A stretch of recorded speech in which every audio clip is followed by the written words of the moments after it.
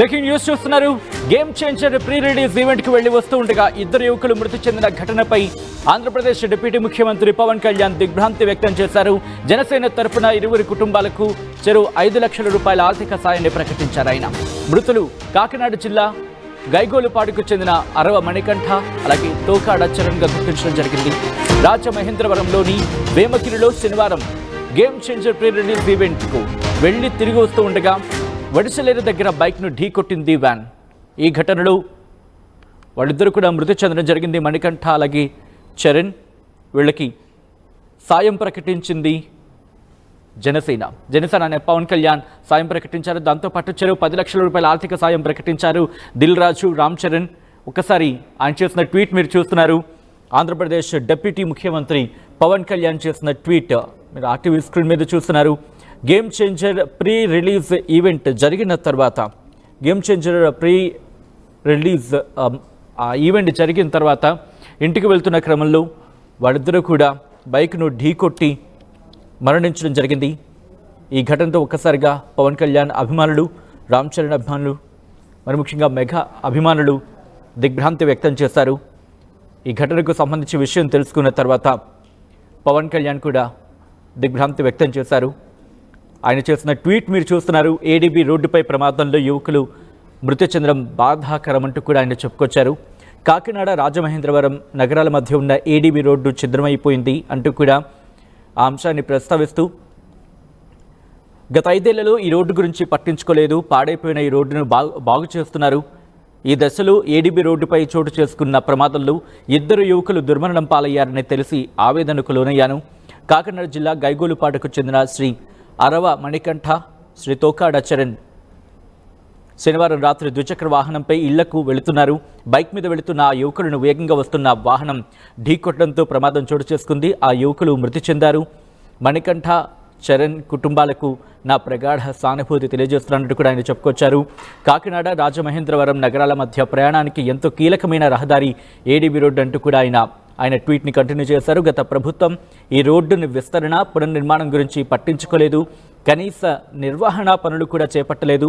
సరైన విద్యుత్ దీపాలు కూడా లేవు. ఫలితంగా ప్రమాదాలు పెరిగాయి. 5 నియోజకవర్గాల ప్రజలకు ఎంతో ఉపయోగపడే రోడ్డు ఇది. 2 నగరాల మధ్య ప్రయాణాల కోసం ప్రజలు ప్రత్యామ్నాయ రోడ్ల మీద వెళుతున్నారు. కూటమి ప్రభుత్వం ఏడీబీ రోడ్డు పనులు చేపట్టింది. ఈ దశలో చోటు చేసుకున్న ప్రమాదం బాధాకరం. ఈ ప్రమాదంలో మరణించిన యువకులు గేమ్ చేంజర్ ప్రీ రిలీజ్ వేడుక నుంచి తిరిగి ఇళ్లకు వెళుతున్న క్రమంలో దుర్మరణానికి గురయ్యారు.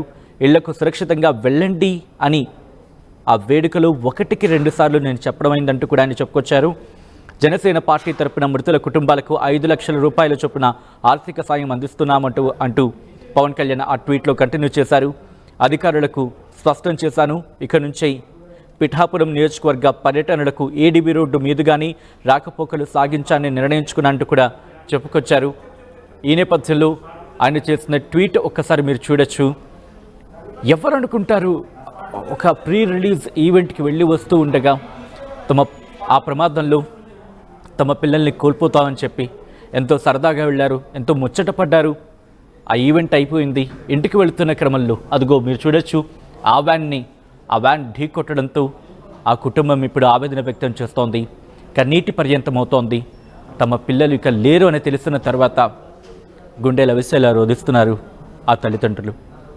చిరునవ్వులు చిందిస్తున్న ఫోటోలను చూసి కన్నీటి పర్యంతమవుతున్నారు.